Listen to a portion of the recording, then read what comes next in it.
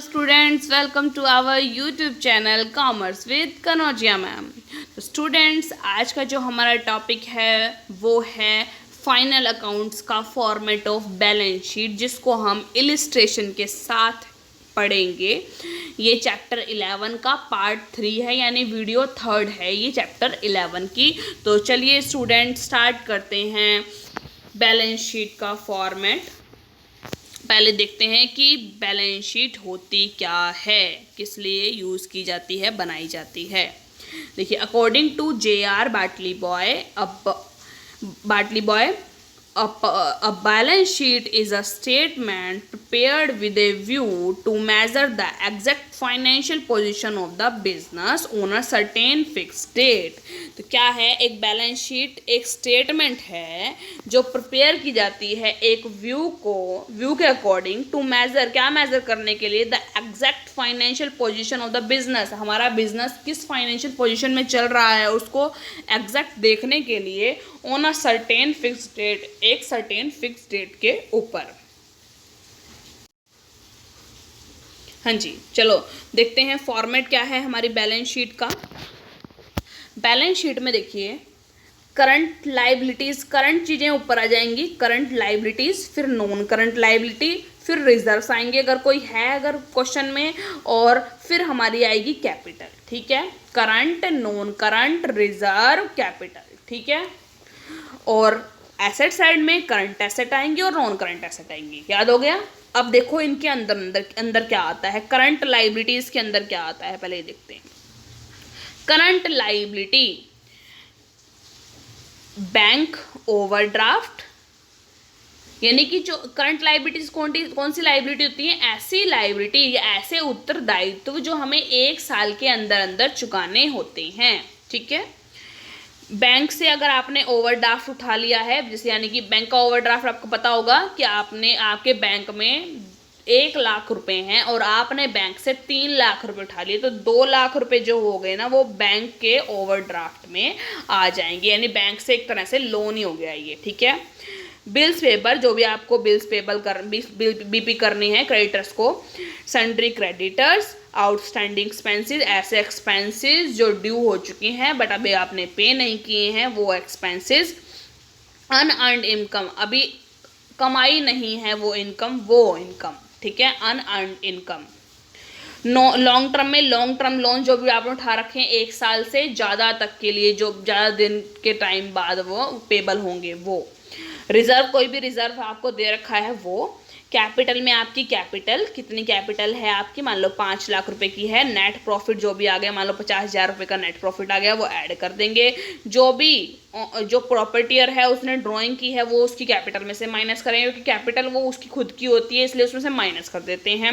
Less income tax, यानी उसका खुद का पर्सनल इनकम टैक्स, क्योंकि वो भर रहा है। ठीक है, तो वो इसके कैपिटल में से माइनस होगा। और उसकी लाइफ इंश्योरेंस प्रीमियम, खुद की लाइफ इंश्योरेंस प्रीमियम है तो वो एक तरह से ड्राइंग के रूप में ही ट्रीट की जाती है, तो वो जाके कैपिटल में से माइनस हो जाती है। कैपिटल में से क्या क्या माइनस होता है, एक तो एक इसका इनकम टैक्स और एक उसकी लाइफ इंश्योरेंस प्रीमियम। और ऐड क्या होता है कैपिटल में, जो नेट प्रॉफिट वो कमाया है हमारी ऑर्गेनाइजेशन ने वो। ठीक है स्टूडेंट्स, और करंट एसेट पढ़ते हैं अब एसेट साइड में। करंट एसेट ऐसी एसेट होती है जिनको मनी में और या मनी की वर्थ में हम जल्दी से जल्दी 1 साल के अंदर, मतलब मनी की वर्थ में कन्वर्ट कर सकते हैं। ठीक है, इसमें cash in hand, cash at bank, bills receivable, यानी जो हमें बिल्स मिलने वाले हैं डेटर से। शॉर्ट टर्म इन्वेस्टमेंट, कोई भी हमने शॉर्ट टर्म इन्वेस्टमेंट की है, ठीक है, वो। सन्ड्री डेटर्स, हमारे देनदार। क्लोजिंग स्टॉक बताया था मैंने कि क्लोजिंग स्टॉक क्या होगा, आपको क्वेश्चन के बाहर दे रखा होगा। ट्रायल बैलेंस के अंदर कभी भी क्या होता है, क्लोजिंग स्टॉक नहीं आता, वो आपको बाहर ही मिलेगा, या तो ऊपर मिलेगा ट्रायल बैलेंस की, या कहीं नीचे दे रखा होगा। ठीक है, तो अगर वो दे रखा हो कहाँ का एंट्री होगी उसकी, एक तो ट्रेडिंग अकाउंट के क्रेडिट साइड में, ठीक है, और एक बैलेंस शीट के एसेट साइड में, वो भी करंट एसेट साइड में। ठीक है, दो एंट्री होगी उसकी। आगे क्लोजिंग स्टॉक आ गया। प्रीपेड एक्सपेंसेस, कोई भी ऐसे एक्सपेंसेस जो आपने पहले पे कर दिए हैं, अभी वो ड्यू नहीं हुए हैं, उनकी ड्यू डेट नहीं आई है, पहले पे कर दिए हैं आपने, तो वो आपकी एसेट में आते हैं, ठीक है। एक्वायर्ड इनकम, ऐसी इनकम जिनकी ड्यू डेट हो चुकी है पूरी और अभी आपने एक्वायर्ड मतलब कि आपको अक्रू कर चुके हैं लेकिन आपको मिली नहीं है, ठीक है। नॉन करंट एसेट, ऐसी एसेट जिनको जल्दी मतलब कि 1 साल के अंदर अंदर आप पैसे में चेंज नहीं कर सकते, मनी की वर्थ में, कैश में चेंज नहीं कर सकते, ऐसे जो एसेट होती हैं वो नॉन करंट एसेट कहलाती है। जैसे furniture, loose tools, motor vehicle, long term investment, plant and machinery, land and buildings, patents, goodwill, ठीक है।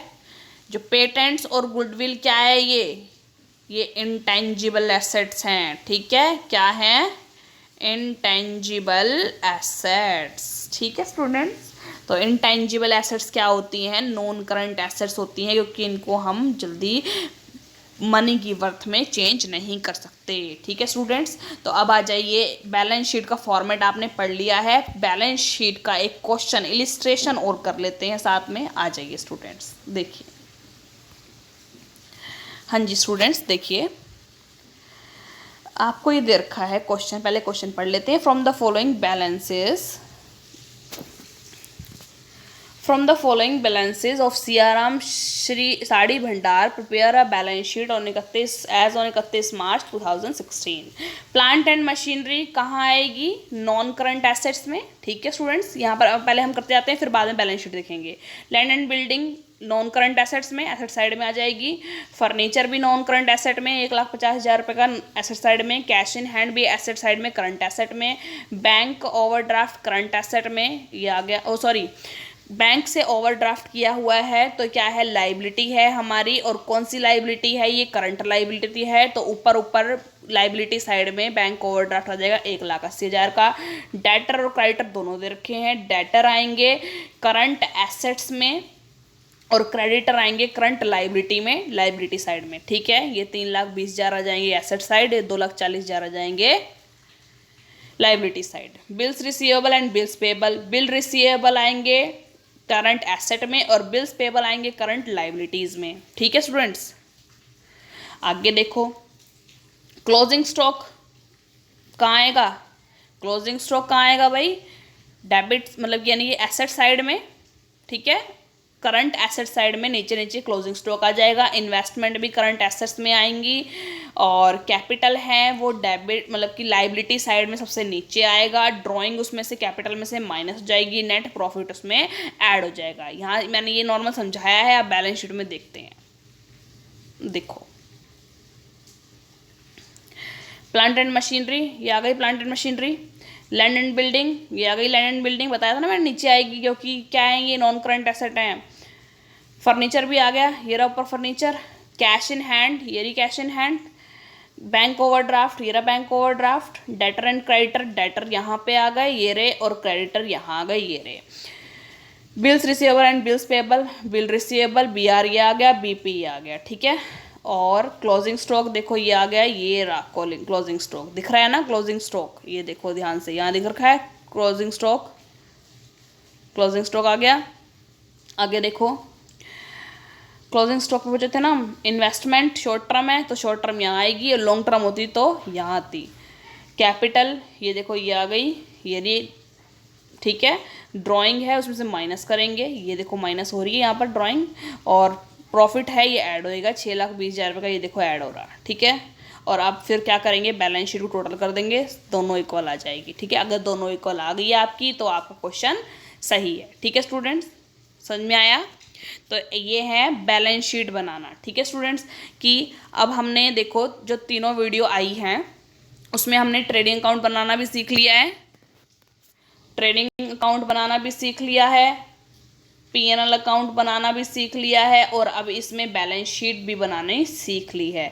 अब नेक्स्ट वीडियो एक ऐसी करेंगे जिसमें एक ऐसा इलिस्ट्रेशन करेंगे जिसमें तीनों अकाउंट ये बनते हों और फाइनल अकाउंट प्रिपेयर करने हों, ठीक है। फाइनल अकाउंट्स कौन से अकाउंट होते हैं, ये तीनों का जो मिक्सचर है इन अकाउंट का वो फाइनल अकाउंट कहलाता है। तो नेक्स्ट वीडियो में हम फाइनल अकाउंट्स का एक इलिस्ट्रेशन करेंगे, ठीक है स्टूडेंट्स। Thank you students.